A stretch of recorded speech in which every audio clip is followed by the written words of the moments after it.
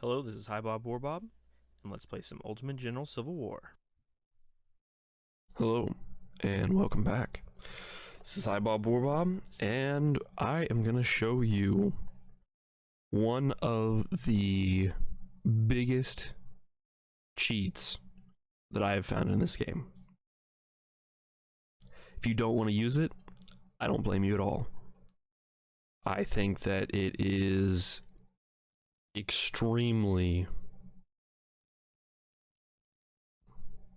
very much so a exploitation of the code in the game. So I don't want you guys to think that I'm telling you that you should do this. I'm not wanting you to think that it's something that I'm extremely proud of. I am a little proud of it, of finding it, because as far as I know, I am the first one to find this as well. There's been several things that have been things that I have found that most other people have not used or found. And one of the big things here is that we're going to want another Pippin army org so that we can get up to 4 cores. So, for Second Bull Run, you can bring 4 cores. But if you bring 4 cores to this battle, you can't do the exploit that I'm about to show you.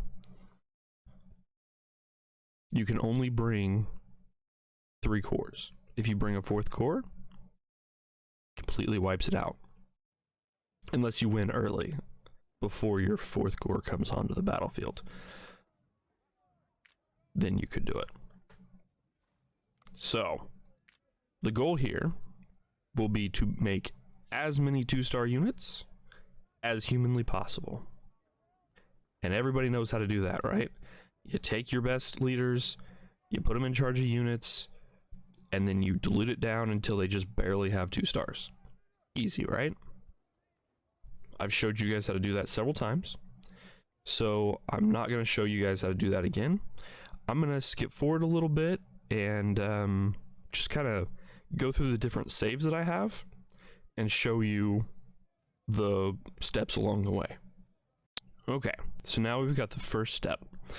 We made a ton of small cannon units, and while I was doing this, I made some extra captains, bought all the captains, and I think I even made a couple of no-bar captains. I'm not 100% certain on that, but I thought that I did. Maybe I didn't. Sorry, it's been a day or two since I did this. There we go. There's the no-bar captain. I think I did 1 or 2 no-bar captains. So, the goal is to get as many small bar, no bar captains, majors, and all that. So to get as many captains as you can, what you do is you use up all of the majors and up that you can on other units. Because you can make 500-man infantry units, and you just fill up every single core that you have. Then once you get to the end, you then start making captains in charge of artillery units until you have maxed out all the men that you can. Then what you do is you break down all those captains, and then you make infantry units again. Now you then max out your army again with infantry units. So basically what you've done is you used up all of the officers you had and then gained as many captains as you could, because you gain infinite no-bar captains once you have run out of officers to buy. Then once you break down those captains, you can buy infinite no-bar majors with infantry units. And that is the absolute cheapest commanders you can pick up are no-bar captains and no-bar majors. Sorry about that, I had to pause, I had to sneeze. So, you can continue to do that until you get as many as you can. And I have not bought all the majors yet. So I guess I didn't actually do what I just said I did yet. That's fine. That will be a thing that I do coming up. So really I shouldn't have built all these yet.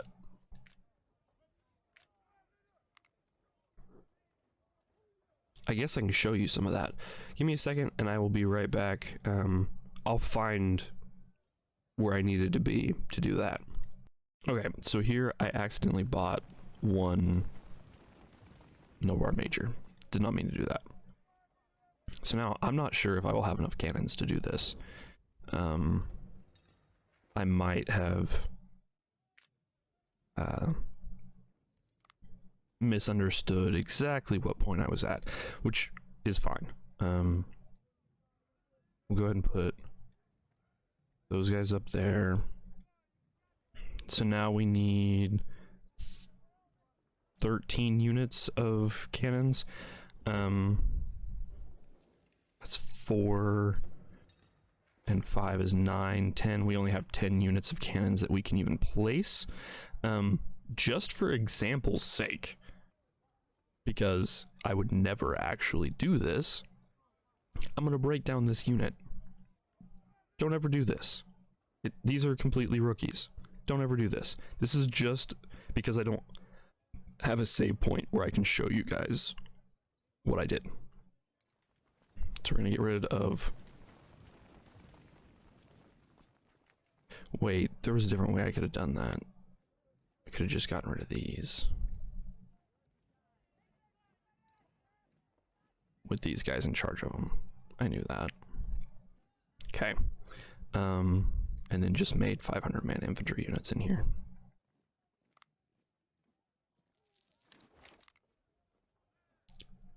Oh man, I worry myself sometimes. I was sitting there trying to think of how to set it up, and I couldn't think of it until right after I'd hit the button.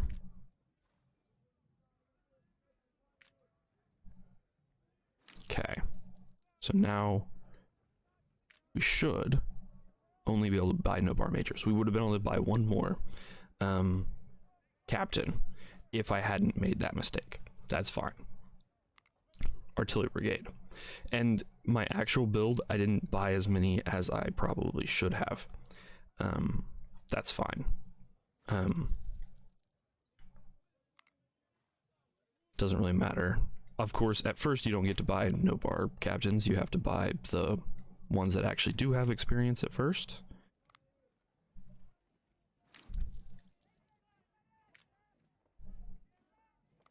Yes, sir.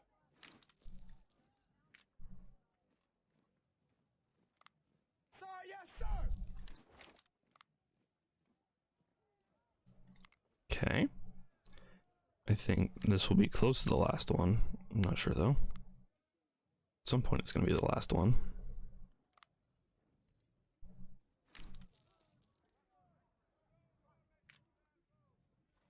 Unless I made a mistake and I didn't actually have enough guys and this whole thing was just kind of silly. But I'm pretty sure that I was able to buy at least a couple no bars. There we go. There's a no bar. Okay, so you see that there's a no bar there. We're gonna skip over here, and there's one in reserve. Okay, so we still haven't actually technically reached the end. I should have looked down here and seen that the create cost was 0. But this guy basically was one that we bought as a no bar at one point. So we only get 2 no bars, which is fine. We would have gotten 3 if we had done it the other way. And there we go. So now we've we've bought 2 guys, and you saw how cheap they were. They were like, what, 300 a piece? That's basically as cheap as you can get buying an officer. So those are the officers that you really want for this this cheat. You want as cheap of officers as possible, because you don't want to lose good officers for this. The cheat is to duplicate officers, but to duplicate an officer you have to delete a different officer. So now we're just going to break down all of the captains here, and that's it, just the captains.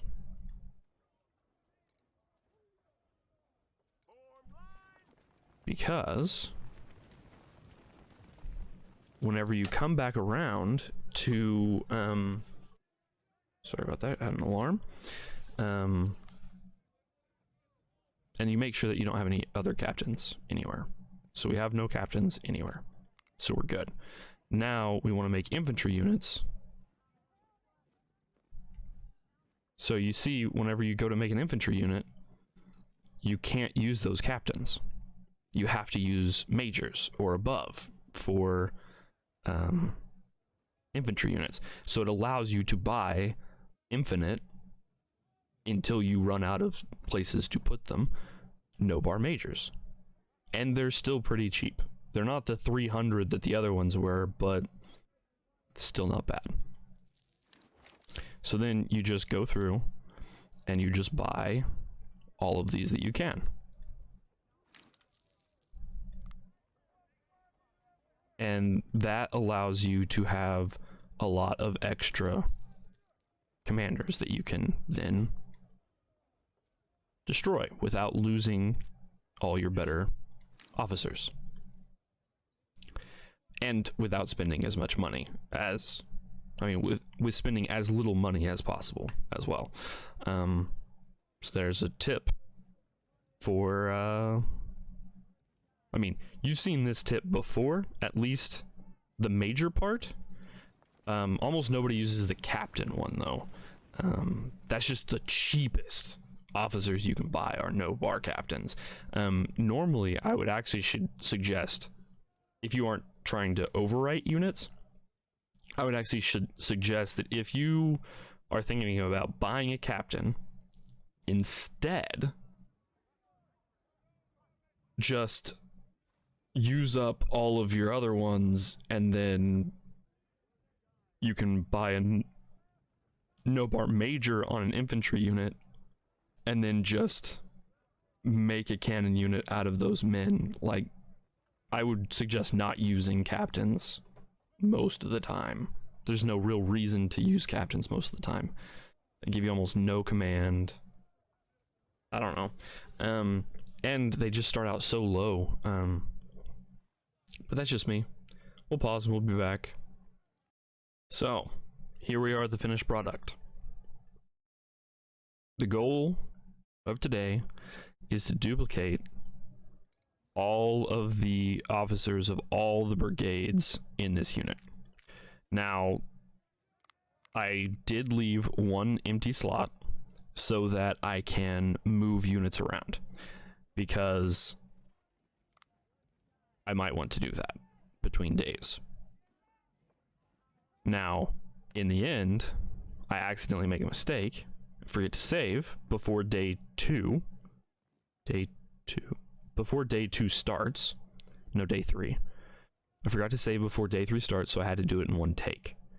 But I would suggest that you leave a spot open so that on day 3 you're able to change where your units spawn in, because your worst core, which this is my worst core, spawns south of all of your other units.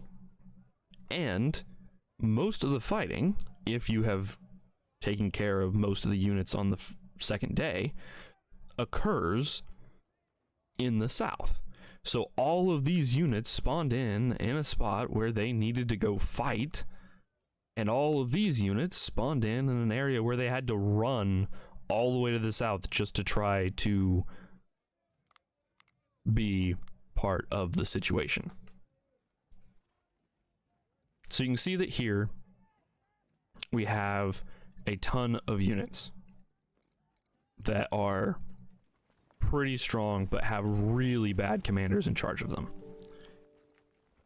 So what you do is you take those men, those units, and you put these commanders in charge of them.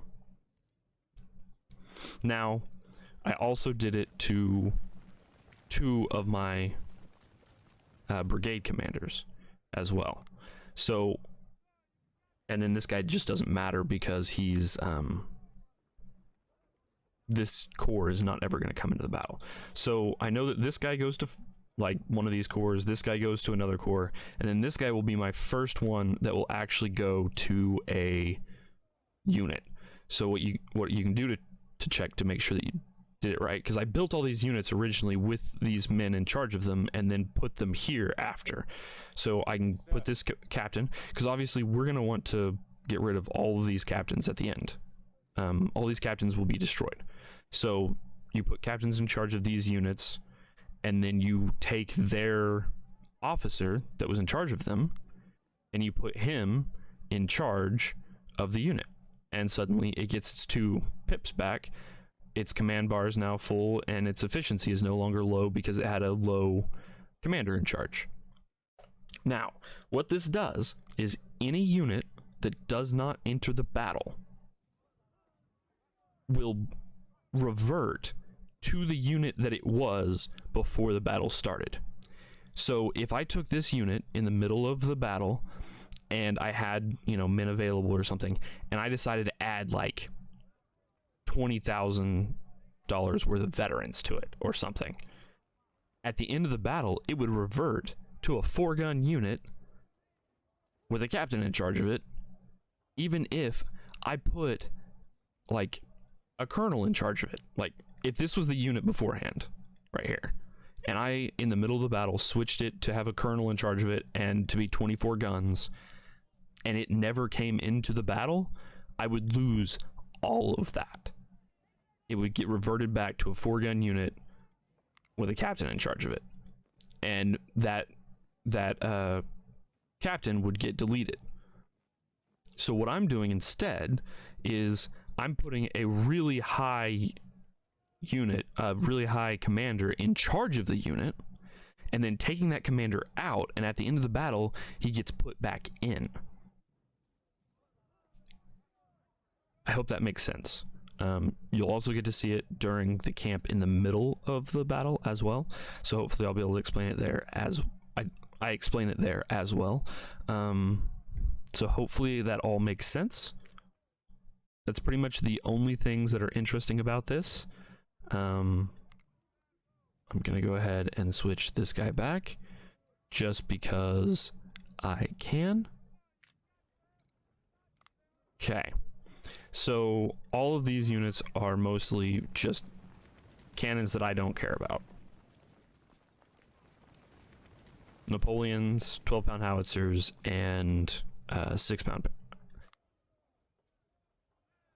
Then we do have 3 units of 20-pound parrots, a unit of James, 10p, an ordnance, and that's pretty much it.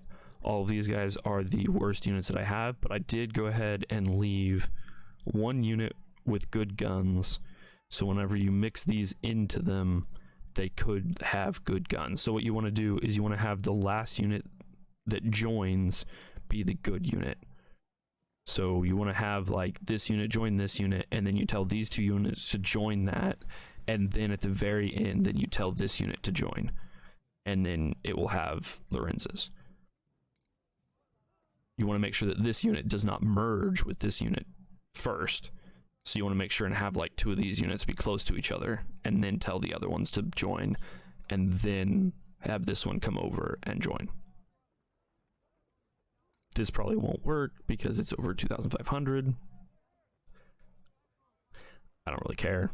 This one probably won't work either, but I could just, mix like these 3 and then that one. I could just leave one of these guys out. have a little bit smaller of a unit, and then once it takes a few losses, then I could throw this guy back in. It's fine. It's just not that big a deal. I just wanted to put all the men in the army. So this is my not as good corps. These are all 1 stars, and then a couple of no stars. They will get to be 1 star by the end, but they have because one of these guys will get one of those commanders from over there to replace what they have, because obviously we can't run around without efficiency and all that. Doesn't make any sense. Then so these guys will be 1 stars. These guys will be 2 stars starting here. So we have 3 1-star units, and then everybody else. See, all these guys have Harbors Ferries, Springfield 55, Tyler, Texas, Lorenz's, MJGs. So then I think I have a few more 1 stars up here. So I've got these 5 1 stars. Is that right? 5 1 stars there. 5, 6, 7, 8. So I have 8 1-star max size units, and all the rest are 2 stars. And then I have these guys back here that are all absolutely rookies, 0 star. Just there to get their officers a little bit of experience, pretty much. So we'll see if we can turn some lieutenant colonels into colonels or something like that here. But I'm not really expecting all that much out of them. And with the way that we're going to be duplicating all of our officers, there's a good chance that pretty soon lieutenant colonels are just going to be absolute trash that I'm just going to throw in charge of a unit to get deleted in the end, which is fine. No big deal there. This trick works even better on the Confederate side, because for a lot of the Confederate major battles, you can only bring 3 corps, which means that you have 2 full corps of units that you can duplicate without failing to bring units to the battle, which is huge. Of course, it works better in battles in which there is a small portion that is considered to be day 1, and then you get a camp phase in which you can then change things up and then move on from there. So at Second Bull Run, there's an extremely short, just like 5 units is all you get up against like 10 units of the enemy, and you kind of battle it out, and then you go on to the next day, which gives you a perfect opportunity to replace all the officers. I mean, I've been talking here for almost 20 minutes now. I had said I wanted to keep my camp shorter, I think, but obviously that hasn't happened here too much, but I felt like there was a little bit more to talk about this time. Of course, you're going to want to empty out your supply wagons. Of course, day 1, you don't get your supply wagon, so that means that you don't have to empty out this supply ahead of time. This core will not be coming into the battle, so you can obviously empty this one all the way down to 0. Now, of course, the problem with this strategy is that you don't get to duplicate your supply wagon if you duplicate officers. So I could be gaining a supply wagon on this unit to use later, but instead I'm going to gain 3 more lieutenant generals, and what is this? 10, 11, 12, 13, 14, 15 major generals, which some of them are extremely close to being lieutenant generals themselves. So I'm going to choose that route instead. Of course, I'm going to duplicate my supply wagon over here as much as I can. I think I'm going to gain 1 supply wagon, maybe 2. I think I missed one of these 2, gaining a supply wagon, which is fine. You can't always play it perfect. I don't know what I did wrong. I thought I retreated them all off, on day 2, but you never know. And obviously you can turn down these two to be rather low on supply because they come in relatively late. And even this one you can turn down a bit. You don't need all that supply really for day 2, especially whenever you bring this much infantry and you're having your infantry do most of the fighting. It's much easier to not run out of supply. Of course, we are going to be going heavily on the offensive in this battle, on the backs of all these 2-star infantry units with tons of stamina. As you can see, 90 stamina for a lot of them. Of course, the 1-stars are not quite so good, but I mean, they've got Springfields. They'll take some hits. They'll get in the enemy's way and hopefully keep my better units from losing as many men while still gaining some good experience in this battle. You guys have a great one, and I will see you in the battle in the next one. It's going to be a doozy. I do some terrible things to the enemy in the next one. But yet my ratio drops by half or more from the previous battle. Of course, it was at 42-1 in the last battle, so it's not really saying a whole lot. We're going to be facing 88,536 men, and we are going to bring to this battle, I believe it's 97,299 men. 99,279 men. Huh. I don't know. Maybe I got that wrong in my notes, but that's fine.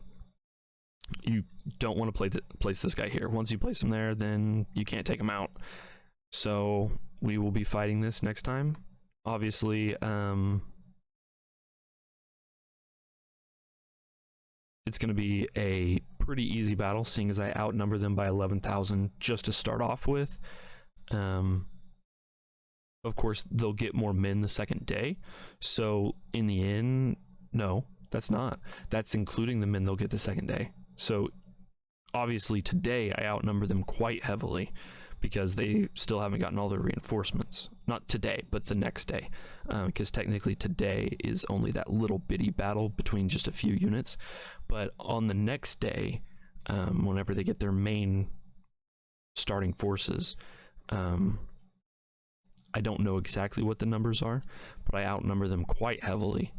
And then once they go to the next day, they get those reinforcements, and they would have come up to being close to my numbers, well, within 10,000, if I hadn't already killed probably 40 or 50,000 of them. So obviously, on the first day, we are going to wipe out all of the units they get to start with, because you don't I found that a very key part of this battle is actually wiping out the first day's units. I talk about it more in the battle video with Something Compass, but basically it keeps them from having extra units to move around and get in your way, which is very key to being able to get behind their lines and take out their cannons in a timely manner. I think you'll see a little bit better during the battle exactly what I'm talking about. But that's pretty much it for me. You guys have a good one, and I'll see you in the battle. Bye. Well, this has been a blast. Hope you guys have had as much fun as I've had. I'll see you again in the next episode. You guys have a good one,